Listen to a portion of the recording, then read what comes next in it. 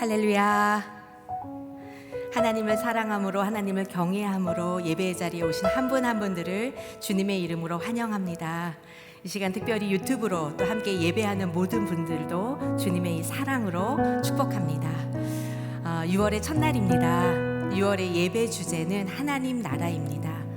오늘 예배 시간을 통하여서 오직 성령 안에서 의와 평강과 기쁨이 넘치는 오늘의 예배가 되기를 소망하며 축복합니다. 네, 오늘 저에게 주시는 하나님의 말씀 함께 나누겠는데요.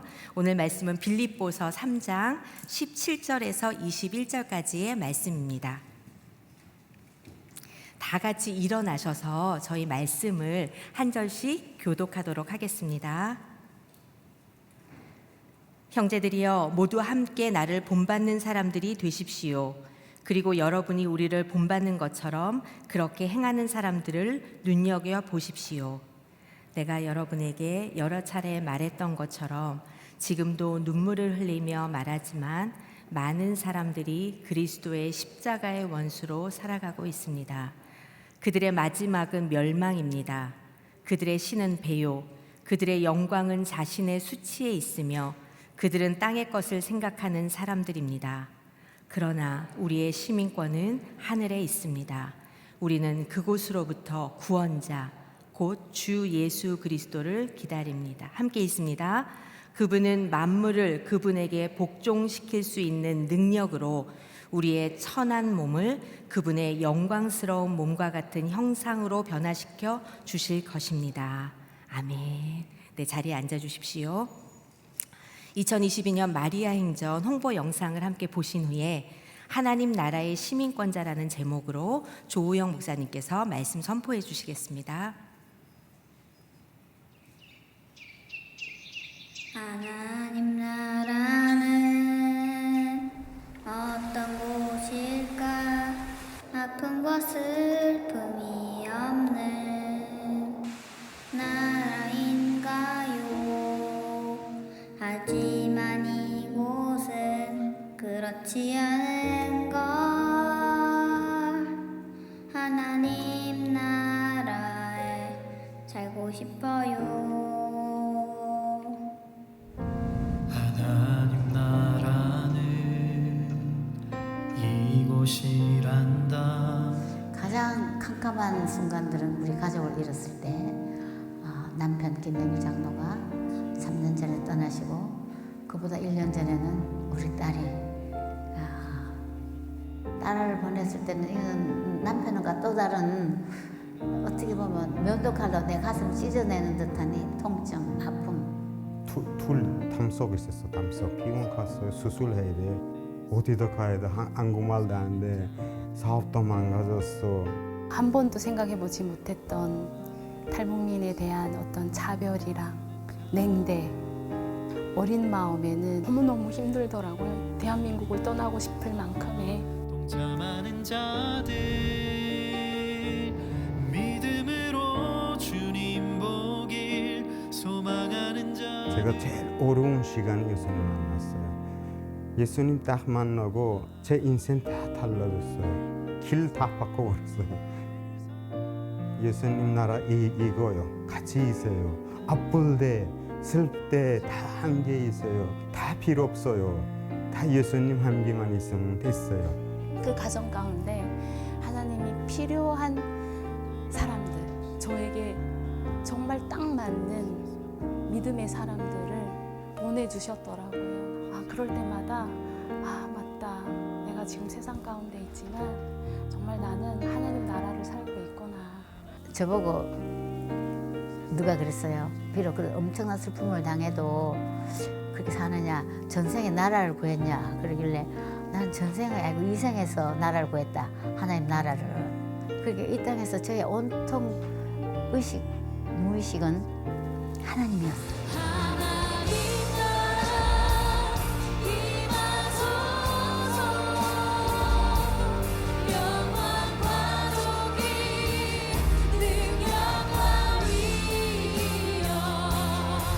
마리아 행전은 여성들이 함께 모여 나라와 민족을 위해 기도하는 자리입니다. 이번 2022년 마리아 행전 주제는 하나님 나라입니다. 세상 나라에서 하나님 나라를 살고자 하는 여성들을 초대합니다.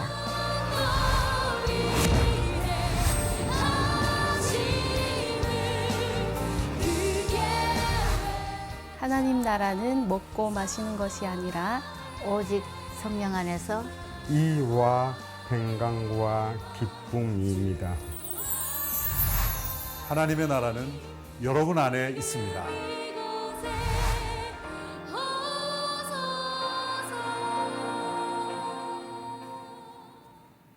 할렐루야. 오늘 예배에 오신 여러분들 축복합니다. 선거들 다 하셨습니까? 투표하셨어요?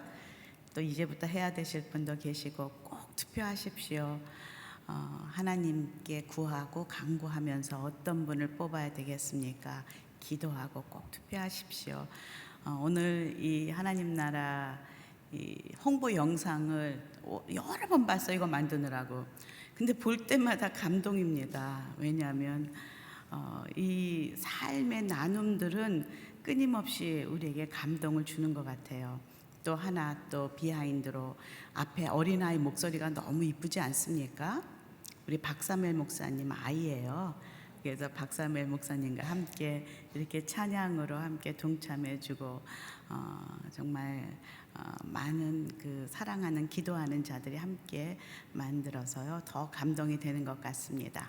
기도하겠습니다. 하나님, 오늘도 말씀 앞에 저희들이 앉았습니다. 주님 말씀하여 주시고 믿음으로 반응하며 영으로 반응하는 귀한 이 한 시간 될 수 있도록 도와주시옵소서. 예수님 이름으로 기도합니다. 아멘.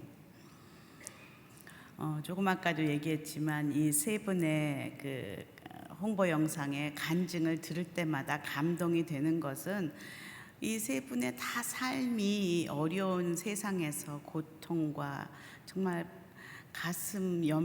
정말 찌르는 그런 아픔 속에서도 예수님을 만나고 그 안에서 다시금 기쁨을 회복할 수 있었다라는 고백이 정말 은혜가 되고 감동이 됩니다. 김영애 권사님 제가 인터뷰하러 갔는데 그러시더라고요. 정말 고통과 어려움이 많았지만 예수님을 만난 그 구원의 기쁨은 그것을 능가한다. 그렇게 고백하시더라고요. 정말 저에게도 큰 은혜였습니다. 이런 영상들을 보면서 우리는 또 주변의 믿음의 사람들을 보면서 하나님 나라를 품고 사는 사람들의 모습은 어떤 모습인지를 잘 보여주고 있습니다. 그들이 마지막에 이렇게 한 목소리로 고백하는 그 말씀을 함께 저희도 읽어보겠습니다. 로마서 14장 17절 하나님 나라는 어떤 것인지 시작. 하나님의 나라는 먹고 마시는 것이 아니라 성령 안에서 의와 평강과 기쁨입니다. 아멘.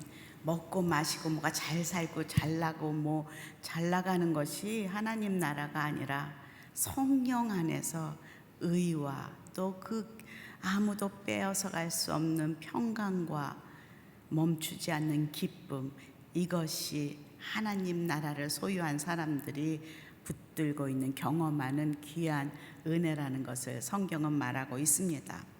오늘 이 세 분의 그 고백처럼 말씀 속에 사도 바울도 동일한 고백을 하고 있다는 것을 볼 수가 있습니다.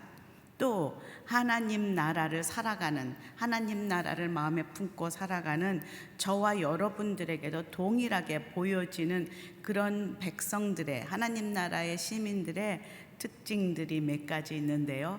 먼저 무엇인지 보겠습니다. 세 가지를 좀 나눠보고자 하는데요. 첫 번째는 믿음의 본을 보이고 삶을 산다는 것입니다.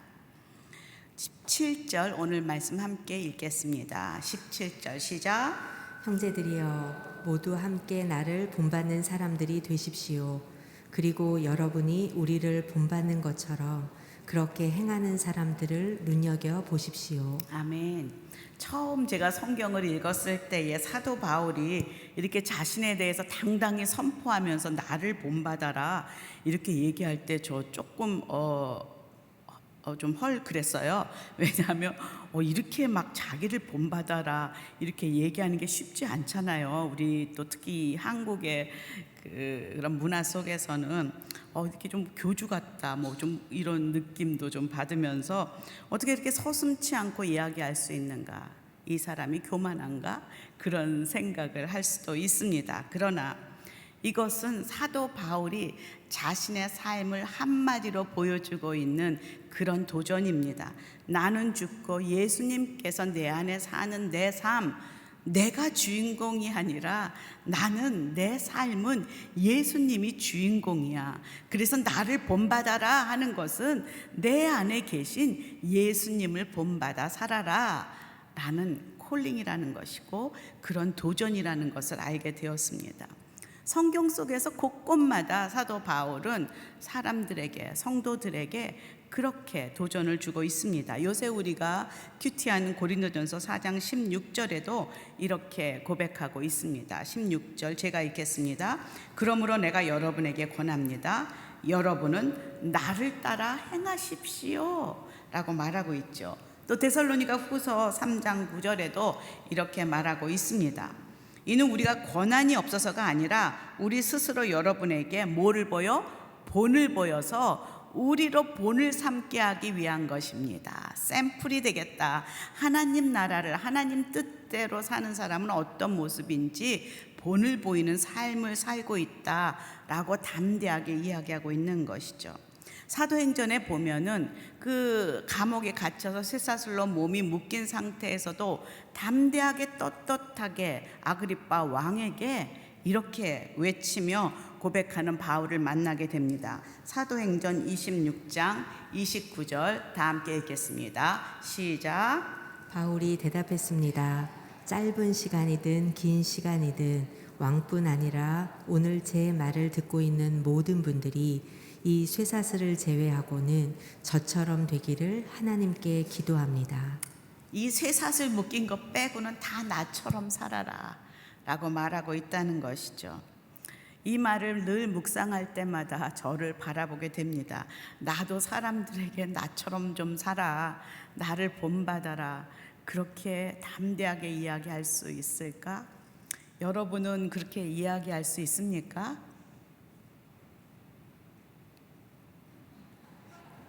나처럼 살아라. 제가 여기 올라와서 설교단에서 혹은 뭐 잘 나를 모르는 사람들 앞에서는 그렇게 말할 수 있을 수도 있어요. 그리고 또 어떤 부분에서는 그렇게 살기를 콜링할 수도 있어요.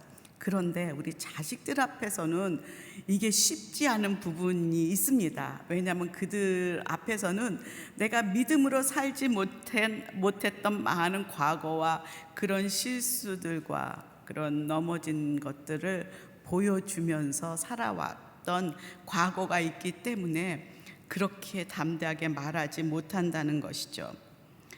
우리 서로 같이 사는 사람들은 참 닮는다는 것을 우리는 알게 됩니다.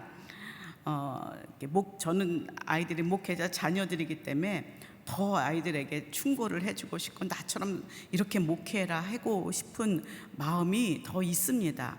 그런데 제가 자꾸 입을 막는 것은 내가 그 나이에는 그렇게도 하지 못했다는 것을 자꾸 기억하기 때문입니다. 내가 지금 이제 정말 60대 중반이 돼서 많은 세월 속에 경험한 것들을 걔네는 30대에 나처럼 경험할 수 없는 많은 부분들이 있다는 것을 자꾸 잊어버리고 지금 이 노년의 생각과 그 실패를 통해서 경험된 것들을 그 아이들에게 자꾸 나누어 주고자 할 때 이것이 쉽지 않구나. 나도 그때 아무 사람 말도 안 듣고 그렇게 엄마 말도 듣지 않고 그랬던 저를 기억하곤 합니다. 머리로는 여러 가지 경험을 통한 말로는 충고를 할 수 있지만 그들이 정작 보는 것은 나의 뒷모습이요 나의 삶의 발자취라는 것이죠.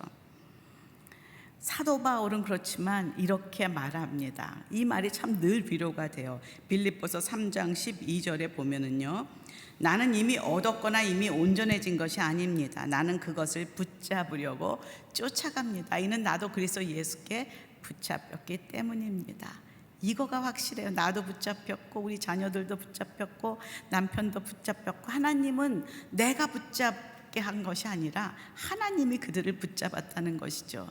그러기에 나를 붙잡으신 하나님이 내가 그들을 붙잡고 이렇게 하는 것이 아니라 하나님이 그들을 붙잡았다는 것을 인정하면서 매일매일 세월과 함께 고쳐가시고 온전하게 이루어가시고 빚어가신다는 것을 사도 바울도 인정하고 있다는 것이죠. 여러분 잘 아시다시피 사도 바울이 예수님 처음 만나고 처음 1차 전도 여행 떠날 때에 사도 바울과 이렇게 감옥에 갇혀서 빌립보에 편지를 쓰는 정말 4차 전도 여행 한참 후에 이렇게 쓴 그 사도 바울의 그 믿음의 그 성장은, 인격의 변화는 엄청났다는 것을, 매일매일 변화되었다는 것을 우리는 설명하지 않아도 잘 압니다. 우리들은, 저와 여러분은 아직도 온전함을 이루어가는 그런 공사 중입니다. 그래서 기도 제목도 나누고 부족함도 고백하고 이제 그 길을 함께 걸어가자, 또 서로 중보하자, 이렇게 나눔을 아이들과 하기 시작했습니다. 그리고 우리가 보고 따라가야 될 우리의 온전한 본은 예수 그리스도이심을 그렇게 고백하며 큐티 나눔을 시작하고 또 말씀을 나누기 시작하면서 제가 좀 자유로워졌습니다. 왜냐하면 나를 따라와라 이렇게 되면 내가 주인공이 돼서 영 안 되겠더라고요. 나의 연약함을 고백하면서 함께 가자, 예수님이 우리의 롤 모델이다 하면서 참 본을 보이신 그분. 그래서 어떨 때는 제가 자녀들을 따라가기도 하고 그가 나를 따라오기도 하는 것은 우리 안에 예수님의 모습을 서로 인정하고 따라간다는 것이죠. 교만함이 아니라 믿음의 본을 보이는 우리 예수님의 발자취를 따라가는 우리 모두가 되기를 소원합니다. 그래서 고린도전서 11장 1절에 또 사도 바울은 이렇게 이야기합니다. 내가 그리스도를 본받는 것처럼 여러분은 나를 본받는 사람들이 되십시오. 앞에 이게 없다면 뒤가 말이 안 되는 것이죠. 내가 그리스도를 본받고 그 본을 너희들이 받아라. 지금 그렇게 말하고 있습니다. 그래서 그 사람을, 예수 그리스도를 본받는 사람은 확실하게 해야 할 일이 있습니다.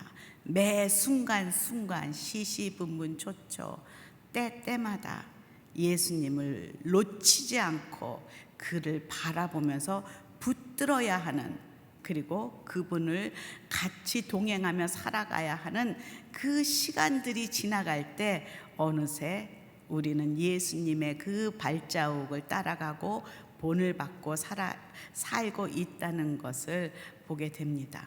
제가 늘 얘기하지 않습니까? 오래 산 부부는 서로 닮는다, 그런 이야기를 한 적이 있습니다. 제가 저와 저희 남편이 40년을 살았더니 닮았다 이렇게 얘기해갖고 제가 너무 놀랬던 그런 고백을 자주 했었습니다. 왜냐하면 제가 그 타입이 내 타입이 아니라고 막 이러면서 시집을 간 사람인데, 지금 나를 닮았다고 하니까 제가 너무 이게 칭찬이냐 뭐 욕이냐 이러면서 막 그 농담도 했을 정도지만 많은 사람들이 닮았대요. 그것은 뭐겠습니까? 우리 안에 계신 예수님, 서로 그 바라보는 것을 함께 바라볼 때 닮아간다고 하지 않습니까? 예전에 하영조 목사님이 돈만 바라보고 사는 사람은 나이가 되면 얼굴이 돈처럼 변한다, 이런 이야기를 했던 것이 기억납니다. 무엇을 바라보며 사는가가 우리들의 얼굴을 형성하지 않습니까? 그래서 이렇게 동창들도 만나면 그런 얘기 하잖아요. 40 이후는, 40까지는 뭐 40 전까지는 엄마 아빠가 주신 얼굴로 살아가지만 40 이후에는 무엇을 붙들고 살았는가, 어떻게 살았는가가 그 얼굴을 만든다 하는 것처럼 우리가 무엇을 바라보며 무엇을 붙들며 살아가는가가 우리의 얼굴의 형상을 만든다는 것이죠. 본을 보이는 삶, 누구의 본? 예수 그리스도의 삶을 따라간 바울은 예수 그리스도의 본을 보이고 있는 것입니다. 17절에 또 보면은 여러분이 우리를 본받는 것처럼 그렇게 행하는 사람들을 가만히 눈여겨보라 라고 말하고 있습니다. 지금 사도 바울 옆에 오래 있는 사람들은 누구입니까? 빌립보에만 해도 이 빌립보서에 나오는 디모데가 있습니다. 또 에바브로디도가 있습니다. 또 그 사울을 오랫동안 도왔던 디도도 있고요. 많은 주변에 믿음의 그 동역자들이 있습니다. 그들도 눈여겨보라. 그들도 누구를 닮아서 본을 보이고 살고 있는지 눈여겨보라 말합니다. 여러분들 누구를 가장 많이 보고 있습니까? 정말로 매일매일 만나면 건강 얘기, 돈 얘기, 아이 얘기, 유치원 얘기, 뭐 막 이런 얘기하다 헤어지는 그런 관계, 또 친구들을 내 인생에 가장 많이 바라보고 있습니까? 그러면 우리는 나도 모르게 그것이 나를 잡고 가게 됩니다. 저는 여러분에게 하나님의 나라를 이야기하는 사람들, 하나님의 뜻을 품고 순종하고자 애쓰는 사람들, 말씀을 나누는 사람들을 눈여겨보며 그들과 관계를 맺고 살라고 도전합니다. 왜냐하면 우리는 그렇게 서로 영향을 미치며 살아가는 그런 피조물들이기 때문입니다. 집에서뿐만이 아니라 교회에서도 마찬가지예요. 예전에 그 조용기 목사님 그 교회 어디 설교를 들었는데요. 전 조용기 목사님 나오신 줄 알았어요.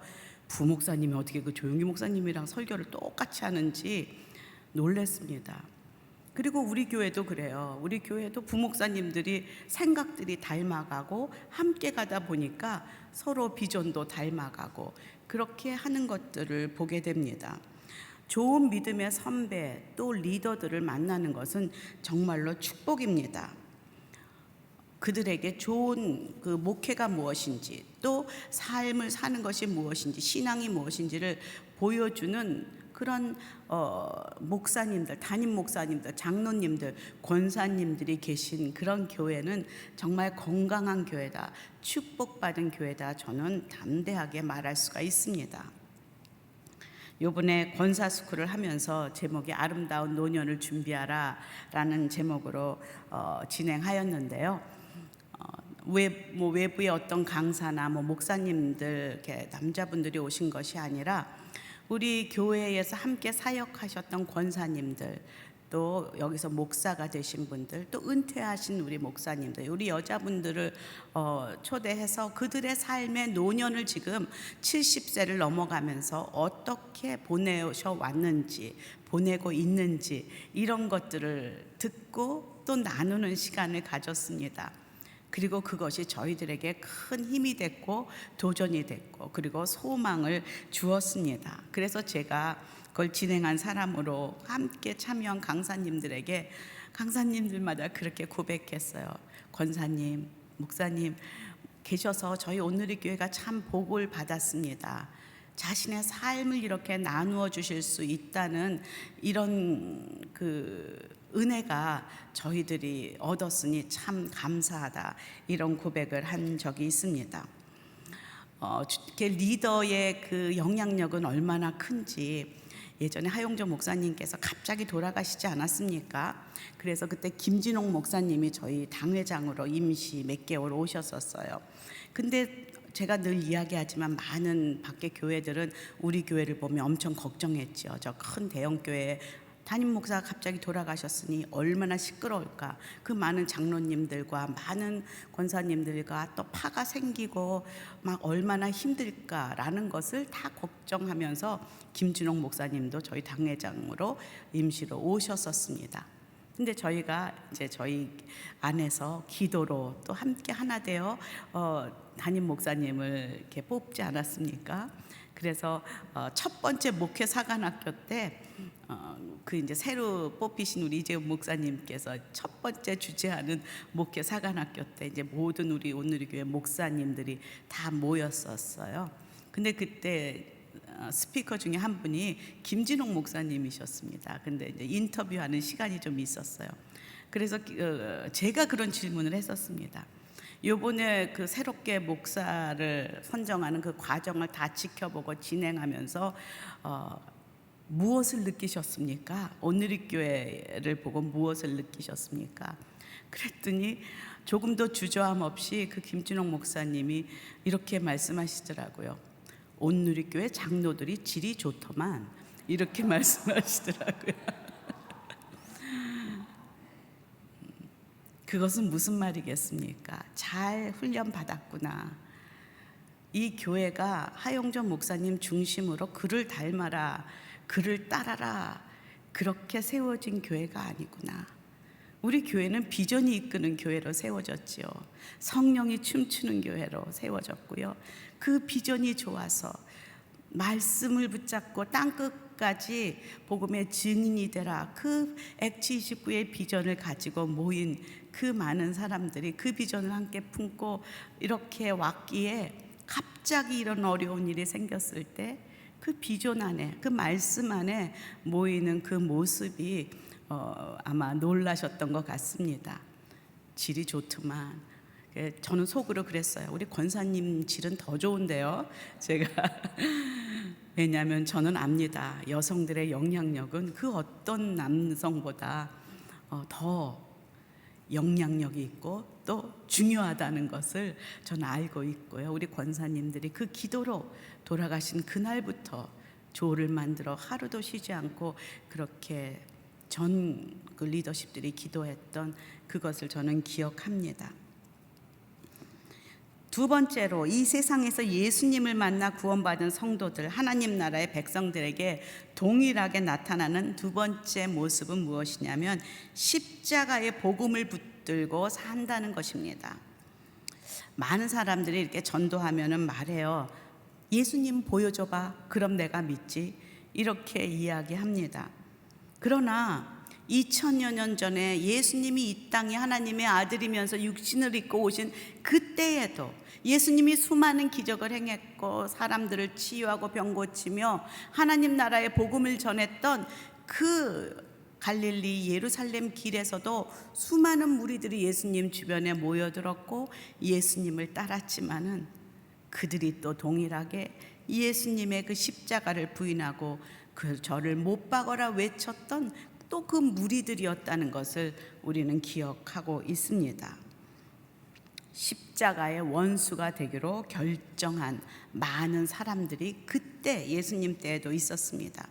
그리고 또 지금 빌립보의 그 사도 바울 시대에도 동일하게 십자가의 원수로 살아가는 수많은 무리들이 더 많이 늘었고, 그들은 십자가의 복음을 믿고 따라가는 사람들을 그냥 근본적으로 싫어합니다.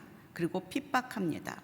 빌립보 교회에서 예수를 믿는다는 이유로 핍박을 받고 박해를 받는 성도들에게 지금 바울은 안타까운 마음으로 눈물로 이렇게 고백합니다. 18절 19절 함께 읽겠습니다. 시작. 내가 여러분에게 여러 차례 말했던 것처럼 지금도 눈물을 흘리며 말하지만 많은 사람들이 그리스도의 십자가의 원수로 살아가고 있습니다. 그들의 마지막은 멸망입니다. 그들의 신은 배요, 그들의 영광은 자신의 수치에 있으며 그들은 땅의 것을 생각하는 사람들입니다. 그들의 마지막은 멸망이다. 그들의 멸망은 그냥 끝나고 진멸되는 것이 아니라 영원한 벌이 기다리고 있다라는 것을 우리는 기억해야만 합니다. 저는 죽으면 끝이다라고 생각하는 많은 사람들에게 도전합니다. 끝이 아닙니다. 그것이 문제입니다. 이건 제 말이 아니라 성경에 써 있는 말입니다. 그렇기 때문에 우리가 함부로 우리의 목숨을 끊을 수 없는 것이, 우린 죽으면 끝이라고 생각하지만 거기가 끝이 아니라 영벌이 기다리고 있기 때문에 이것이 두렵고 무서운 것이죠. 여기서 보니까 그들의 신은 배다라고 말하고 있어요. 타는 배가 아니라 스타맥, 이거를 말하고 있죠. 이것은 뭐예요? 나의 그 육신이 원하는 대로 유욕을 그 신처럼 숭배하고 탐욕대로 욕망을 채우기 위해서 살아가는 사람들, 본능적으로 방탕하며 그렇게 삶의 목표가 자신의 출세와 그리고 육체의 쾌락을 얻는 것이 목적인 그런 사람들을 말하고 있습니다.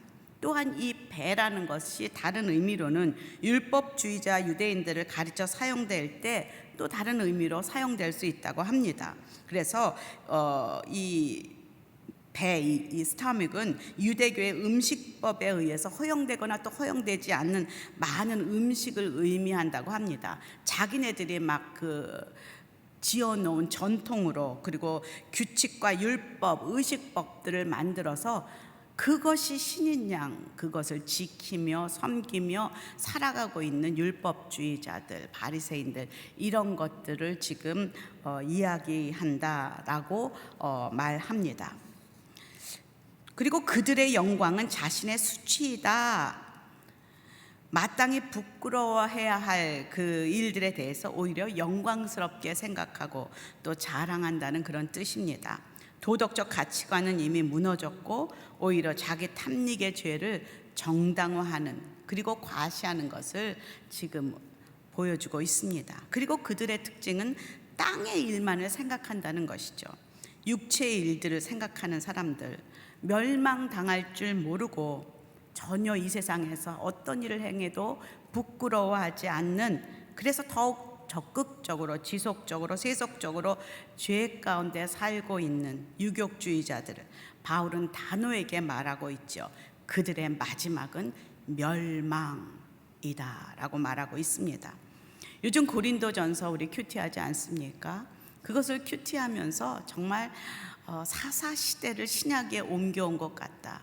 각자 하나님이 없다고, 왕이 없다고 생각하기에 자기 소견에 옳은 대로 생각했던 사사시대를 신약에 옮겨놓은 게 고린도 교회의 모습이구나. 그리고 그 고린도 교회는 지금 이 시대의 우리의 교회 또 우리의 모습과 참 많이 유사하다, 그런 생각을 하면서 요즘 큐티를 묵상하고 있습니다. 나는 바울파다, 아볼로파다, 그리스도파다, 게바파다, 서로 팔을 짚고 당파 싸움을 하면서 남을 인정하지 않는 그런 모습들, 또 자신의 육신이 원하는 대로 세상 이방 종교도 하지 않는 그런 근친상간과 탕녀들에게 그 몸을 섞는 그런 음란의 죄를 아주 적나하게 적고 있는 그 고린도 교회의 그 모습을 보면서 이 시대의 우리의 모습을 드러내놓고 회개하지 않을 수 없다라는 것을 깨닫게 됩니다. 사도 바울은 빌립보 성도들에게 또 고린도 성도들에게 그리고 이 시대의 우리들에게도 그 십자가의 복음을 다시 들으라, 그 능력을 의지하며 살아라 하면서 다시 한번 이 말씀을 들려줍니다. 고린도전서 1장 18절이죠. 시작. 십자가의 말씀이 멸망당하는 사람들에게는 어리석은 것이나 구원받는 우리에게는 하나님의 능력입니다. 아멘. 우리들에게는, 하나님 나라의 백성들, 시민들에게는 다른 것이 능력이 아닙니다. 십자가의 복음이 능력입니다. 예수님이 능력입니다. 우리 아까 그 형제가 그러잖아요. 예수님이면 다 됐어요. 딴 거 필요 없었어요. 그것이 능력입니다.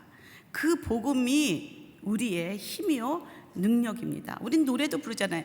예수는 나의 힘이요 내 생명 되신다 고백하면서 할 때는 그게 내 능력이 아니라 우리는 돈이 능력이요, 내 스펙이 능력이요, 뭔가 내가 쥐인 것이 능력이라고 착각합니다. 하나님 나라의 시민들의 능력은 바로 복음입니다. 예수님만이 우리의 능력입니다. 세 번째로 이 세상에서 예수님을 만난 그런 하나님의 백성들에게 나타나는 모습은 하나님 나라의 시민권자로 살아간다라는 것입니다. 20절 한번 읽어보겠습니다. 20절 시작. 그러나 우리의 시민권은 하늘에 있습니다. 우리는 그곳으로부터 구원자 곧 주 예수 그리스도를 기다립니다. 아멘. 우리는 이 세상에 이 땅에서 살고 있지만 우리의 시민권은 어디에 있다고요? 하늘에 있습니다 라고 말하고 있습니다. 그러기에 우리는 세상의 법에 따라서 이 안에서 살고 있지만 우리는 궁극적으로 하나님 나라의 법을 따라가야 되는 하나님 나라 시민들입니다. 하나님 나라의 법은요, 세상 나라와 완전 다른 것이 엄청 많습니다. 세상 나라의 법과 반대인 것이 많습니다. 세상에는 많이 가진 자, 많이 배운 자, 권력 가진 자, 돈이 많은 자, 힘이 센 자, 잘생긴 자, 명예를 획득한 자, 이런 사람들이 인정받고 리더가 되는 그런 나라법을 가지고 있고 그런 문화를 가지고 있습니다. 그러나 하나님 나라는 정반대입니다. 먼저 된 자 나중 되고, 큰 자가 작은 자 되고, 높은 자가 되려면 낮은 곳에 있어야 되고, 오른뺨을 때리면 왼쪽 뺨도 내밀고, 오리를 가자면 십리를 가는 사람. 이것이 우리가 붙들어야 될 하나님 나라의 원리입니다. 마음이 가난한 자가 복이 있고, 의에 줄이고 목마른 자, 또 의를 위해 핍박을 받는 자, 우리가 복이라고 생각하는 그 개념도 세상과는 너무나 다르다는 것이죠. 이것을 놓치면 우리는 세상 나라와 하나님 나라에 왔다 갔다 하면서 살 수밖에 없다는 것이죠. 이중국적을 가지고 살아가야 합니다. 이중국적을 가진 사람들을 가만히 보면은 박쥐처럼 여기 붙었다 저기 붙었다, 스파이처럼 그렇게 살아갈 수밖에 없는데요. 우리 안에 그 모습이 있습니까? 없습니까? 있습니다. 우리가 하나님 나라의 이 시민권을 잠깐 잊어버리면 우리는 반드시 세상 나라의 그 시민으로서 돌아가게 됩니다. 세상 나라에서 원하는 것, 좋은 것, 폼나는 것, 이것을 붙들며 살게 되어 있다는 것이죠. 우리 이번에 주제가 하나님 나라 아닙니까? 세상 나라에서 어떻게 하나님 나라를 살 것인가, 우리는 매일매일 순간순간 선택하며 살아가야 한다 믿습니다. 그러기에 내가 지금 선택한 것이 세상적인 것이냐, 하나님이 원하시는 것이냐, 하나님이라면 어떻게 하실까? 하나님이 왕이 되어 살아가는, 나를 지배하는 삶을 살아가는 하나님 나라의 백성, 그것이 이 시대에 하나님 나라의 백성의 특징이 되어야 된다는 것이죠. 사도 바울은 이 땅에서 하나님 나라 시민으로 살아가면서 절대 놓치지 말아야 할 비밀을 공개합니다. 한 비밀이 있는데요, 어떻게 잘 살 수 있는지, 그것은 여기서 뭐라고 말하냐면, 거기로부터, 하늘로부터 구원자 곧 주 예수 그리스도를 기다립니다 라고 말하고 있어요. 이것이 희미하면 우리는 어김없이 세상 나라가 내가 오랫동안 살 것처럼 자꾸 뿌리를 내리게 되어 있어요. 하늘나라의 소망입니다. 내가 갈 곳이 이 나라가 아니라 영원한 나라 천국이 있고, 그리고 그 천국을 내 마음에 지금 간직한 삶, 이 땅에서도 하나님 나라를 살아야 된다라는 것을 우리는 잊지 말아야 됩니다. 본점이 있다면 우리는 여기 지전처럼 이 땅 가운데서 하나님 나라를 품고 이루며 느끼며 고백하며 그렇게 행하며 살아야 되는 것이 세 번째 믿는 자들의 특징입니다. 며칠 전에 우연히 책을 보다가 올해 돌아가신 이어령 교수님의 그 따님이신 이민아 목사님을 이렇게 보게 되었어요. 그분이 하나님 나라 돌아가신 지가 10년, 올해로 딱 10년이 되었더라고요. 근데 제가 그때 50대 초반이었던 이민아 목사님이 돌아가신 게 굉장히 저에게는 좀 충격이었던 게, 돌아가시고 얼마 전에 CGN에서 제가 빛과 소금이라는 그런 인터뷰 프로그램을 진행하고 있었는데, 그때 나오셔서 같이 웃으면서 막 이야기하고 어떻게 하나님 나라를 이렇게 전파하면서 살고 있는지 그것에 대해서 많이 나누었고 그랬던 기억이 있기 때문입니다. 그때에도 사실 암이 있었습니다. 그런데 전혀 아픈 사람 같지 않게 자기의 부르심, 또 복음의 열정, 그리고 하나님 나라를 열정적으로 선포하면서 저에게 나누어 주셨고, 저희도 큰 도전을 받았습니다. 병원에서는 거의 가망이 없다, 주위에서는 자꾸 쉬라 이렇게 말하는데 자신은 건강을 개의치 않고 정말 기쁘게 말씀을 전하면서 다닌다. 침대만 누워있지 않고 난 호흡이 다 하는 날까지 그렇게 생명을 전하는 일을 하겠다, 이렇게 고백하셨습니다. 저는 하나님 앞에 그분이 가셨다는 소식을 듣고 왜라는 질문을 그때 해봤습니다. 왜 그분은 좀 이 땅에 더 계셔서 하나님 나라를 좀 전하고 복음을 선포했으면 더 좋지 않을까? 왜 그렇게 일찍 데려가셨을까? 그런 질문도 해보았던 기억이 있습니다. 그런데 그분이 썼던 마지막 책이 땅에서 하늘처럼 이라는 책이 있는데요. 제가 그 책을 앞에를 다시 이렇게 읽어보면서 몇 가지 이렇게 적어왔습니다. 그분이 생각나서 우리 함께 좀 읽어볼까요? 우리 김나 목사님 한번 읽어보시죠. 시작. 매일 이 땅에서 그분이 주신 하늘나라를 이미 체험하며 살고 있고 하나님의 나라가 이 땅에 이미 임하였다고 믿습니다. 암이 당장 낫는 것보다 더 큰 꿈은 이 땅에서 하늘나라를 누리는 삶을 나누고 싶은 것입니다. 내가 몸이 불편한 가운데 책을 내게 된 이유는 이 땅에서 암 같은 질병의 선고를 받고 삶이 다했다고 생각하는 분들, 절망 앞에서 신음하는 분들, 영과 육신의 부서짐으로 고통받고 있는 분들, 소망을 잃고 믿음을 잃은 분들에게 예수님이 우리에게 이미 주신 하늘나라를 보여드리고 싶었기 때문입니다. 아멘. 그분은 이미 자신이 갈 하나님 나라가 아니라 이 땅에서도 하늘나라를 살고 있다는 것을, 그것이 실제로 존재한다는 것을 지금 죽음의 나라에서 살고 있는 많은 사람들에게 알리고 싶었다라고 고백하고 있다는 것이, 제가 이것을 읽으면서 눈물이 났습니다. 하나님, 정말 이 땅에서 이런 마음, 이 하나님의 마음, 하나님 나라의 백성으로 우리의 그 달리기를 마무리할 수 있도록 도와주십시오. 이 땅에서 하늘 소망을 가지고 하늘의 능력을 가지고 부르심의 상을 바라보면서 살다 가신 그 분은 사도 바울처럼 죽음이 끝이 아님을 알고 있었던 믿음의 여인입니다. 이 땅에서 이미 하나님 나라를 살고 계셨죠. 그래서 그 표대를 향하여 달려갈 수 있었습니다.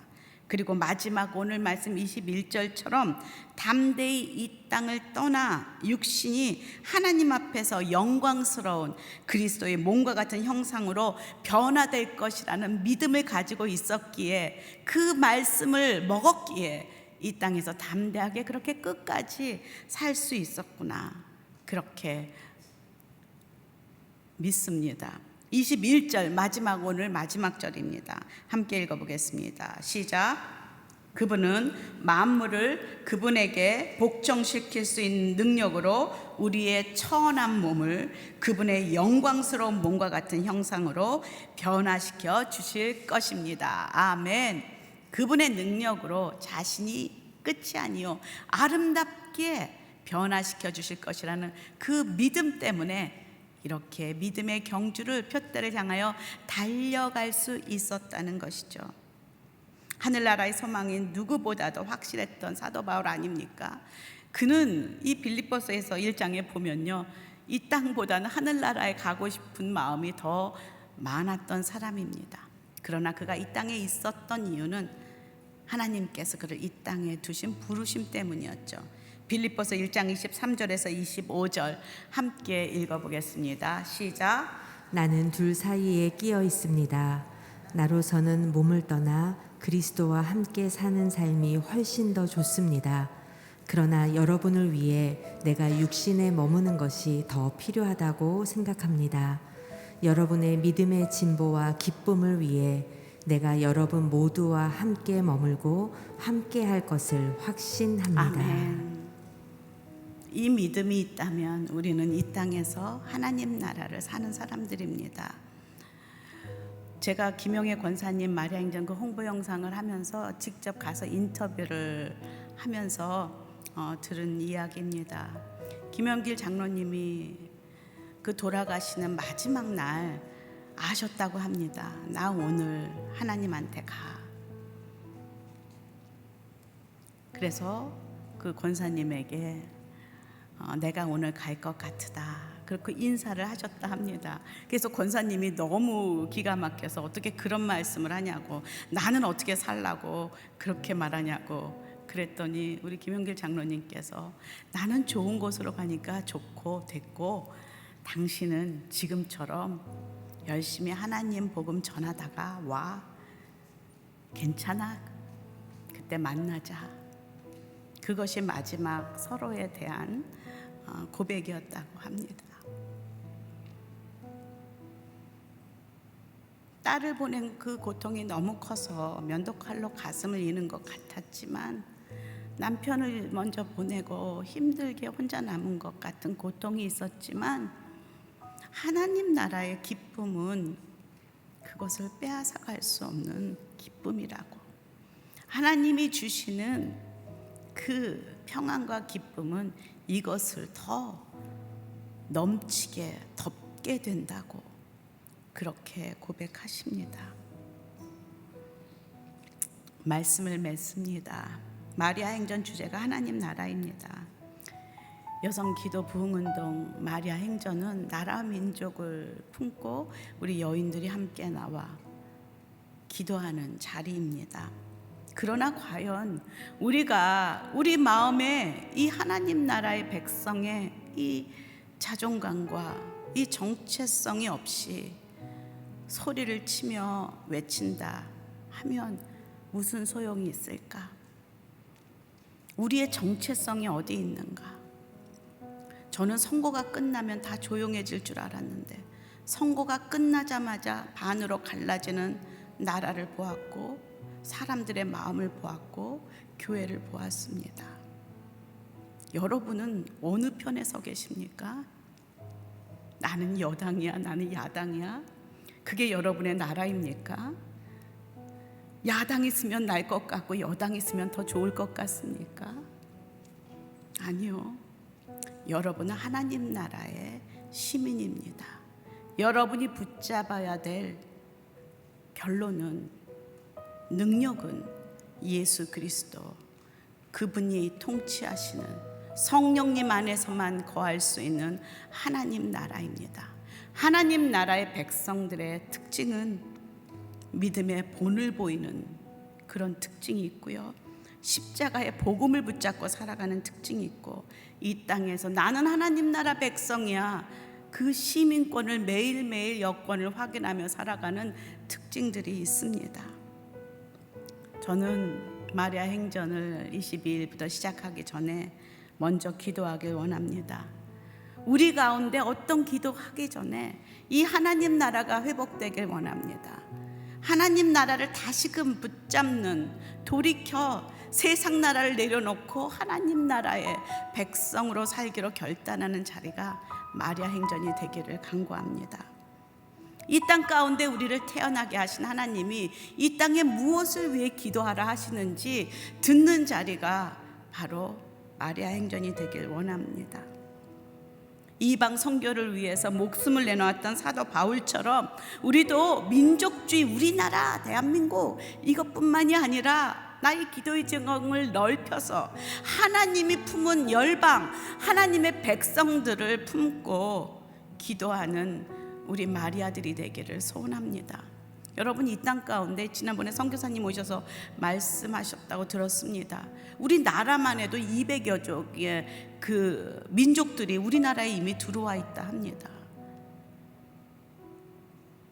더 이상 이 땅은 백의 민족, 우리 아니라는 것이죠.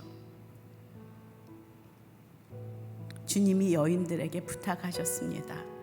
너와 너희 자녀를 위해 울라.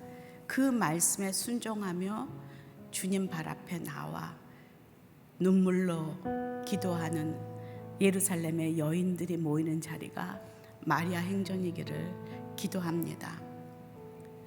제가 오늘 나오는데요, 준우가 선교사님이 또 문자를 하나 보내주셨어요.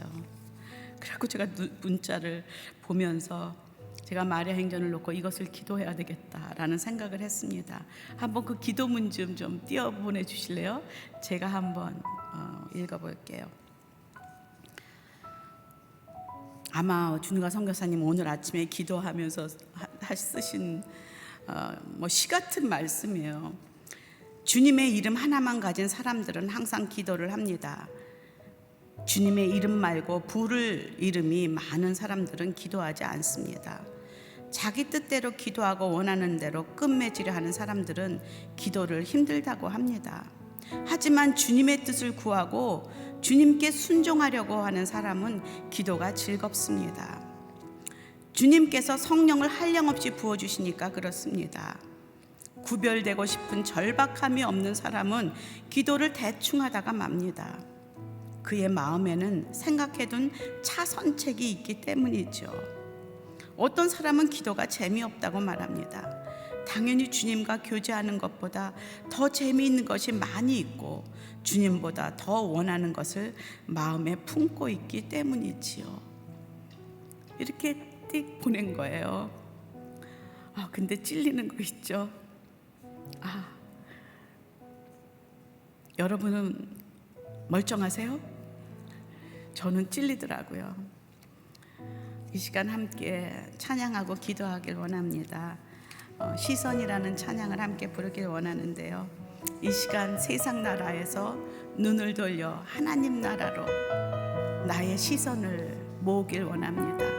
하나님을 바라볼 때, 그 예수 그리스도를 붙잡을 때, 내가 하나님 나라의 시민임을 깨달을 때 우리는 하나님 나라의 시민으로 살아갈 수 있고 하나님 나라가 그 삶의 임함을 경험할 수 있습니다. 함께 찬양하겠습니다.